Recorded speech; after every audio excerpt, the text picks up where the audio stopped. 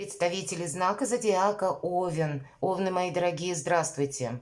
Таро прогноз, гороскоп, неделя с 17 по 23 июля. Давайте узнаем, каковы подсказки карт. Будем, конечно, реалистами. Любой прогноз не может служить основанием для принятия важных решений, или он не расскажет в деталях о личной истории каждого. У нас сегодня две колоды.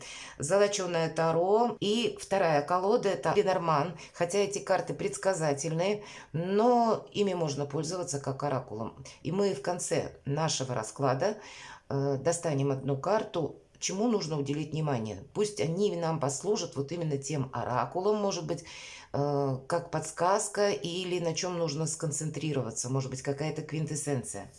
Вот я решила попробовать.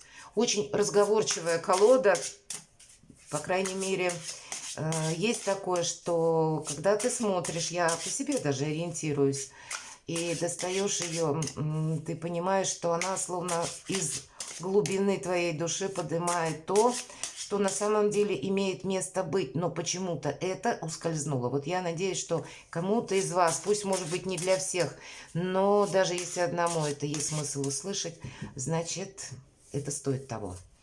Итак, традиционный наш расклад делаем на новой колоде. Красивая прорисовка. И первая карта. Что важно знать? Чего не избежать? Или неожиданности? Чему сейчас не время? Или что нам может помешать? А что нам будет помогать? И мы достанем три карты по основным сферам деятельности. Дела, работа, бизнес. Что у нас по финансам? И в личной жизни, как видят карты. Итак, что важно знать? Рыцарь жезлов. Три момента основные. Когда к вам может прийти человек с какой-то новостью, может быть, на неделе, и, видимо, какой-то отправной точкой эта новость для вас послужит. Либо вы сами можете искать информацию, и значит, вы ее найдете. То есть новость какая-то еще может прийти, любая информация, в принципе, начиная, может быть, от телефонного звонка или СМС, все зависит от характера сообщения, и кончая как получением какой-то бумаги, может быть, документа, который вы какое-то время оформляли и потом отдали на подпись, печать и согласование, и здесь вы его получите. У кого-то и так проиграется, а у кого-то может быть и телефонный звонок, или именно с человеком это будет связано. Второй момент – это то, что как и скорость, так и быстрота нашей реакции. Мы чего-то не сможем отложить на потом. И третий момент, нам придется, возможно, куда-то отправиться. Или, может быть, это будет какая-то недалекая поездка, а для кого-то из вас переезд. Может быть, именно на этой неделе вы решите, ну все, вот я еду. Или это может еще проиграться, как вы, может быть, занимаетесь обустройством приезда человека к вам, тоже ожидая его и, ну, как-то готовясь. Вот такие моменты тоже могут быть. Но это жезл, это ваша энергия, мои дорогие овны. Скучать будет некогда. И самое главное, мы словно вот как рыба в воде себя чувствуем. Больше нам говорят о том, что будет и динамика, но и в целом как будто позитивная неделя. Что-то для себя мы сумеем сделать. Чего не избежать? Давайте посмотрим. Семерка жезлов. Ну, видимо, будет какая-то, знаете, может быть, либо спор, либо, может быть, своего рода противостояние, когда нам пытаются либо что-то навязать, либо что-то доказать, либо, в принципе, очень много каких-то спорных тем или людей вокруг вас, которые имеют свое какое-то мнение. Но дело все в том, что вы-то будете все равно на каком-то, как и свое мнение, на своей волне. И это нужно сохранять, потому что вот именно вы на этой неделе или ваше мнение, ваше видение, как решить тот или иной вопрос, это будет наиболее важно и главное, правильно. Поэтому по этой карте есть всегда совет: держись сторонним наблюдателем. Люди могут, ведь это может быть своего рода соревнование. Вот в других колодах это более так отчетливо видно. В этой колоде золоченого Таро здесь просто сами по себе жезлы, и наш герой, он совершенно спокоен и невозмутим. Ну и как будто летают, парят вот эти 6 жезлов, но он даже так не напрягаясь держит один жезл, и как будто этого достаточно, чтобы охладить пыл вот этих волшебных жезлов. И, в принципе, он уверен в своей правоте, он ни с кем, по сути, не собирается вступать в конфронтацию, и ему, может быть, вот эта сильная позиция уже охлаждает какие-то намерения других людей. Поэтому наверное, доказать никому ничего не получится, а потратить время мы где-то можем, себя словно растиражировать свою энергию, да. И если с другой стороны, может быть, вопрос будет стоять таким образом, что придется где-то себя защищать, то тогда карта говорит, у нас достаточно сил, как будто парировать. Но вот эта целесообразность, она выходит на первый план. Мы, знаете, бывает такое часто, что люди как-то по-своему, сколько людей говорят, столько и мнений. А мы видим, тем более сейчас у нас наступает как раз та неделя, и 17-е, это у нас понедельник, а 18-е это как раз та дата, когда лунные узлы меняют ось, и это будет теперь Овен, весы, и основная энергия прогрессивная, она как раз движется в сторону вашего знака, вашей энергии. Поэтому сказать, что мы тут кому-то что-то доказываем, нет. Я как будто по умолчанию прав. Вот и все. Чему сейчас не время? Ну, а вот нет ничего, чему бы сейчас не было времени. Посмотрите, у вас карта Солнца. У вас более чем продуктивный период, когда можно сделать что-то очень важное, то, что вы задумали. Или это, знаете, это может быть сродни цели, мечте, придвинуться поближе, как минимум на шаг, или хотя бы в сторону того, о чем я всегда мечтала или мечтал осуществить. И, безусловно, будет что-то, что вас наполнит как и силой, как и вдохновением, так и где-то сила самовыражения. Все-таки Солнце – это карта эго. Но где-то будьте осторожны, потому что у меня, кстати, есть видео на канале по поводу как события до конца июля, и там очень много разных энергий сталкивается, и в том числе к Солнцу присоединится Лилит или Черная Луна, и где-то может поднять те вопросы, которые, знаете, дремали какое-то время, или тайное становится явным. И Солнце это ведь где-то горячие вот такие страстные энергии, как у вашего Марса. Вот тут соединяется где-то, хотя Марс у нас сейчас в Деве, и это как-то больше упорядочено, или дает нам какую-то, знаете, такую практичную жилку. Вот, наверное, не прыгать, не дергаться, буквально, извините за эти глаголы, в тех случаях, где это не нужно. Мы тем самым мы себя больше сохраняем. Но и вот эта огненная энергия, которая словно в квадрате, она дает вам почувствовать как бы свое превосходство. Такое тоже может быть. Поэтому с эго будьте осторожны. Но и, безусловно, будет как будто для вас что-то складываться в какой-то плюс. Ну, что скажешь? Солнце. Поэтому, правда, какая-то радость у вас будет. Что нам помогает? И посмотрите, пятерка мечей. По пятерке мечей где-то перекликается вот как раз с этой карты, чего нам не избежать. Состязания или какого-то спора вот мы не избежим. Или возвращение каких-то бывших, например, людей, с которыми у вас были дела. Не обязательно это по личной жизни, хотя у кого-то и в личной жизни может проиграться.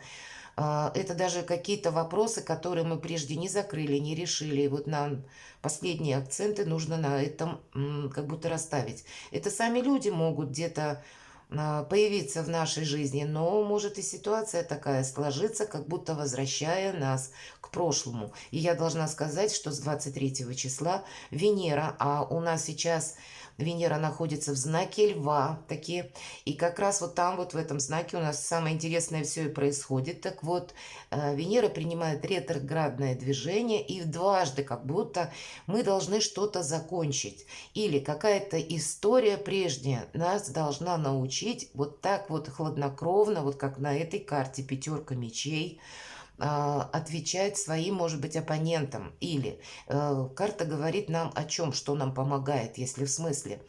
Не включение буквально в какой-то вопрос, как. То есть мы не меняем свои принципы, мы не действуем, когда кому-то хорошо, а для нас это будет какой-то минус. Мы не жертвуем собственным уважением к себе ради доброго отношения к нам. Даже это, все это предусмотрено, но в то же время мы стараемся избежать какого-то конфликта. Тут ведь именно по пятерке мечей какой-то конфликт, который был уже. Он уже состоялся. Почему я про ретро-Венеру вспомнила. И теперь уже все, уже карта бита, там все понятно. Но если кому-то вдруг захотелось возобновить какой-то спор, мы ни человека не поменяем, мы ни обстановку эту не изменим, а у нас сейчас более важные задачи, чтобы тратить на это время. То есть буквально сохранение собственных принципов и не включение в какие-то споры, дебаты и обсуждения, кстати. Вот это тоже примите во внимание. Дела, работа, бизнес. Ничто нашему солнцу не должно, кстати, помешать. Двойка кубков, взаимопонимание. Вы будете вообще, видимо, в центре внимания, а у кого-то личная жизнь, может быть, оформление документов, или вы будете строить планы на будущее и решать какие-то соответствующие вопросы. Может быть, какое-то время встречались, а здесь решите жить вместе.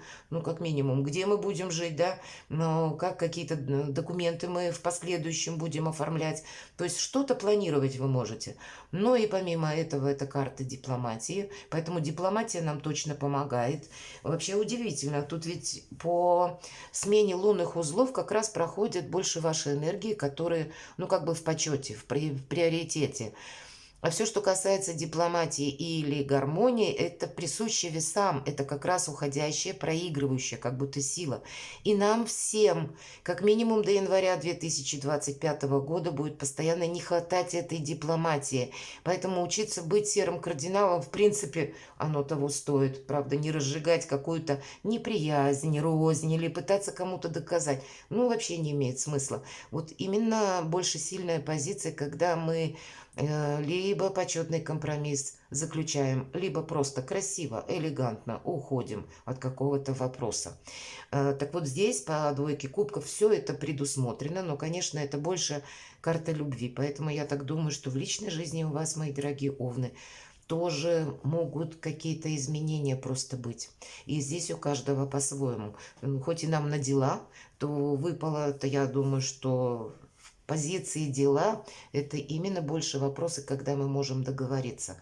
Какая-то диалоговая форма. Не монолог, вот когда, да, мы именно, ну, где-то давим своим авторитетом или своим мнением. Вот это нет. А именно более такие лояльные, дружелюбные энергии мы транслируем, и тогда нет ничего невозможного. Вот тогда, наверное, нам ничего и не мешает.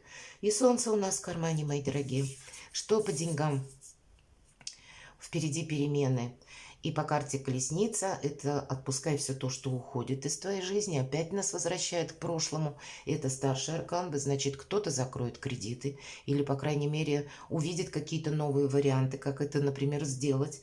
Новые варианты для заработка. Вы можете задуматься, вообще, может быть, поменять как и профессию или сферу деятельности. Для кого-то из вас это будет переезд. И так или иначе это будет все сопряжено с какой-то материальной составляющей. У кого-то это проиграется имущество или жилье, а у кого-то где я могу заработать деньги или каким образом ко мне приходят в принципе деньги и что будет в дальнейшем. Изменения в принципе в вашей какой-то финансовой ситуации в сторону плюс. И что у нас прекрасно. Личной жизни. У кого-то проиграется новое знакомство. Почему нет? Это карта нулевого аркана. И очень интересно изображен здесь шут. На самом деле это вовсе и не шут. Он похож на мага, волшебника. Он словно играет всеми знаками зодиака. Он жонглирует ими, подбрасывает. Он скорее серый кардинал. И если мы обратимся к истории, кто такие были шуты. Это те, которые могли сказать в шутливой форме какую-то правду, и им за это ничего не было. Вот вам придется какую-то такую позицию в личной жизни, да, никому мы пока ничего не обещаем с точкой, но сами каких-то, знаете, 1000 вариантов возможных должны проиграть. Вы здесь просто вот как великий комбинатор, вот что-то такое. И здесь пока у каждого по-своему проиграется. У кого-то людей семейных это просто ваши планы и как способ реализации. А для тех, кто один или одна, тут есть возможность, безусловно, встретить человека, наполниться этим солнцем и наполниться и как и вдохновением, так и новыми идеями. И так тут вообще чувство может захватить. А для кого-то из вас это будет, знаете, какое-то, как ваше самовыражение, самореализация или честолюбивые ваши планы, я делаю карьеру, или больше времени уделяю бизнесу, там тоже есть чем пожонглировать, будем говорить. То есть много на повестке недели будет стоять самых разных задач. Но это всегда какое-то новое, это вдохновение, это какой-то азарт. И даже в устоявшихся отношениях, значит, ну, будет какой-то элемент новизны. Может быть, это будет связано с какими-то новостями, событиями, но, безусловно, с вдохновением вся неделя пройдет и в сторону новых возможностей. И любви, я бы сказала, тоже.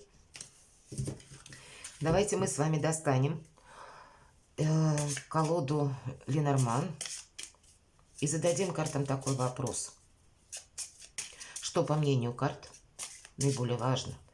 Или чему нужно уделить внимание? Вот что для вас, знаете, как квинтэссенция на этой неделе?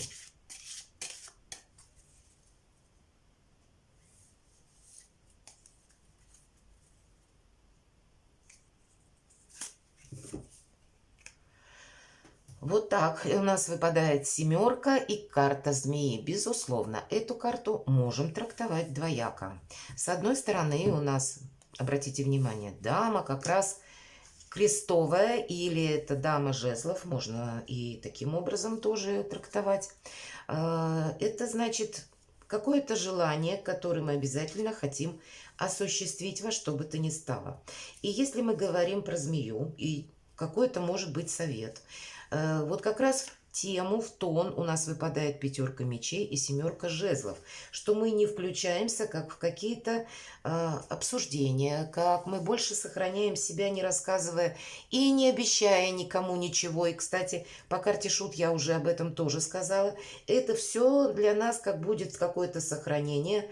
Мы должны как будто, понимаете, не афишировать не о своих планах. И чем люди меньше о нас знают, или что бы мы хотели осуществить, тем лучше. Здесь по семерке жезлов мы вообще можем находиться в той обстановке, где люди, знаете, им будет очень интересно узнать о нас побольше. И поэтому, как ни крути, есть в этой карте определенное предостережение.